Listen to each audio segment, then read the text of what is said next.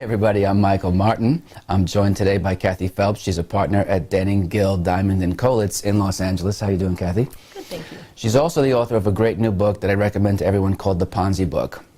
It discusses Ponzi schemes and investment fraud. An 800-page tome of full-on legal analysis and stories about investment schemes and Ponzi schemes. Kathy, thanks for your time today. Now, the best thing to do is to avoid a Ponzi scheme, but what could the investors of Madoff have done before the fraud was actually uncovered? Well, you know, hindsight is 20/20, Yeah. and there's a lot that we can say everyone should have done back then. And usually in Ponzi schemes, the returns and the promises that are made are red flag warnings in and of themselves. And in the Madoff case, they weren't outrageously high returns that were promised, but what was unusual was the consistency in the Madoff case. Month after month, everyone kept making money and not losing money.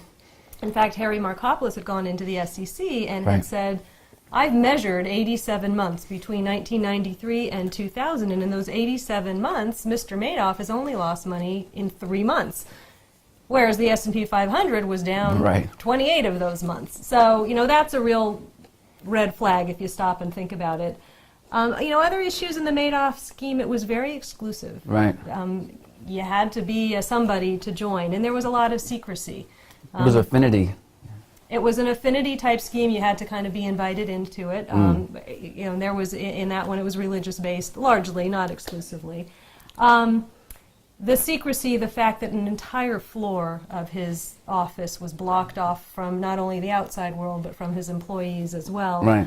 And what we know after the fact, the reason why, is because he was manufacturing paper statements, right? You know, Mr. Madoff, I heard it quoted that market timing and stock picking were key elements of his strategy. Right. Well, I have to believe that he was chuckling on the inside when he said that, because his market timing was time your stock picks after the market is closed and pick the good ones. It was a look back.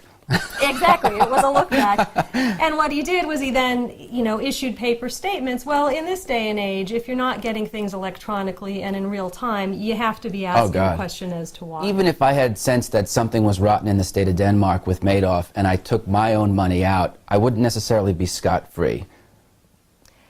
Perhaps not. There is a lot of talk in the press about clawbacks. That's a word that people like to use. I refer to them as fraudulent transfers, which is the legal term, which is where an investor, and clawbacks apply to all types of people. In a Ponzi scheme, most commonly, an investor has invested money. Some of those investors are fortunate enough to have gotten back an amount of money out of the scheme in excess of the amount that they originally put in. We refer to them as net winners. Others put in money, don't get back that much. We refer to them as net losers. Generally speaking, no one's going to go after a net loser to claw back the little bit of money they got back, but the net winners who actually profited, litigation is often commenced against them to bring that money back into the estate that's then distributed equitably to everybody. I mean, I will say I've heard it read in one case where a judge was considering a distribution plan to the different categories of investors in a Ponzi case, and he said, you know, I have to pick the distribution plan that is not the most fair, but it is the least unfair. And that really is the nature of Ponzi schemes. Everybody is hurt a little bit in them. So, obviously, it seems like the best thing to do would be to avoid the Ponzi scheme in the first place. Ideally. Ideally. But even for someone like myself, being 23 years in the business, it takes a lot of time, it takes a lot of effort, and you're always thinking about what's the unknown, right? Because you're trying to find something that's wrong. There might not be anything wrong, but it's hard to find. In terms of financial literacy, what would you consider, being an attorney, something in the area of best practices when it comes to doing due diligence from an investment manager? Well, there are some things that can be done with relative ease, that at a minimum should be done. There is a lot of public information out there. I mean, you want to Google the investment program and the company name as starters and see if there's any negative news I'm Googling coverage you out there. right now to make sure. Make sure that there's no negative, you know, news stories out there about some problem with the investment program. You can certainly do nationwide litigation searches, which would pull up any type of lawsuits across the country that have involved the perpetrators of the scheme. You can also do, for that matter, a background criminal check if you know who the insiders are that are running the particular company. Right. Other things that you definitely want to do are find some form of independent verification of the program. You want to maybe talk to an auditor. Now, in the Madoff case, had anyone bothered figuring out who the auditor of this multi-billion-dollar scheme was, they would have learned that it was a small shop in a strip mall, which really was not qualified to be handling a multi-billion-dollar business. Right. Another big Ponzi case. It would just look suspicious anyway. Like, you get a $50 billion ding, you want to have a gigantic multinational firm, not like Freddie's audit company next to the pizzeria. Exactly. That's what one would think. Well, better yet, in this other case, in the Bayou Group, the principals, the perpetrators, actually formed their own audit company for the purposes of doing their audits, and had anyone done a simple Secretary of State search on the auditor, they would have seen immediately that the registered agent for the auditor was actually the principal of the company being audited, showing a direct relationship, no independence at all. So that type of a search is also easy to do. And in terms of due diligence, I think one of the most important things really is just having a heightened awareness of how did this find you, or how did you find it? Was it through an affinity scheme? Was it through, based on trust? Right. Somebody told you about it. Have you stopped and thought, is this its own sustainable business model?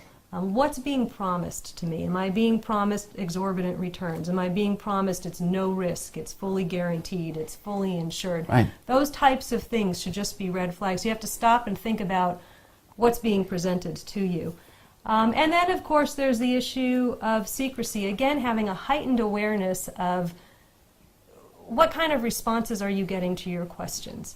You're asking the questions, it's your money. You've given your money to somebody else. You are entitled to answers. I find that people, not only the investors themselves, but sometimes the brokers putting investors into these programs, are a little bashful about asking questions. And when they're put off because the boss is out of town or unavailable, they immediately back off rather than pressing for the answers. So, my recommendation would be ask the hard questions and expect the answers. And if you're not getting the answers, really stop and think about it. Sleep on it, for sure. Last question. In the demise of MF Global, which is in the newspaper now every day, what recourse would investors have against mistakes were made, but there was nothing illegal done? Do they have any chance of getting their money back? Well, there is much to be said on that topic. In fact, a few hundred pages of the Ponzi Book are dedicated to just that subject. This is America, and there is always somebody to sue and some legal claim to pursue to recover money. In MF Global, there are actually these two related bankruptcy cases and trustees appointed in them, which creates some hurdles for the individual investor trying to recover some monies. The trustees may have standing to pursue particular types of claims, for example, a breach of fiduciary duty claim against the officers or directors of the company. That doesn't mean, though, that investors might not have other claims. A real hot legal claim that we've been hearing a lot about in the press is aiding and abetting liability. And in the Scott Rothstein Ponzi case just recently, there was a very large jury verdict in favor of an investor against TD Bank for $67 million on an aiding and abetting theory, because in that case, the bank had known about the fraud and substantially assisted in it in talking to investors and making misrepresentations that their money was safe when in fact their money was already gone.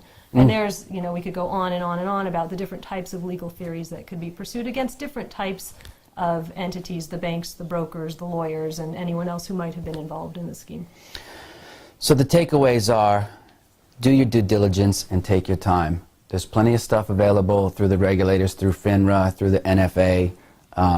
Do a Google search and then ask a lot of questions, and if you're not satisfied, sleep on it or wait, because oftentimes that's your best strategy. And demand answers. Yeah, demand answers. Thanks for your time. We'll do it again. Thank you. Okay.